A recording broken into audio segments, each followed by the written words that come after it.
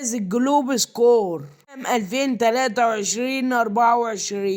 قبل ما نبدأ لايك وفولو، صلي بينا على النبي. الأسطورة كريستيانو رونالدو يفوز بثلاث جوائز للجلوب سكور. فوز بأفضل لاعب في الشرق الأوسط لعام 2023 وأفضل هداف العالم في عام 2023. يفوز بأفضل لاعب حسب تصويت الجماهير لعام 2023. النرويجي هالاند يفوز بأفضل لاعب كلوب سوكر لعام 2023. قائد مانشستر سيتي هو رودريجو يفوز بأفضل لاعب خط وسط لجلوب سكور عام 2023. النادي الأهلي يفوز بأفضل نادي في الشرق الأوسط لعام 2023 في جائزة الجلوب سكور. بلينجهام يفوز بأفضل لاعب في الجلوب سكور. أفضل لاعب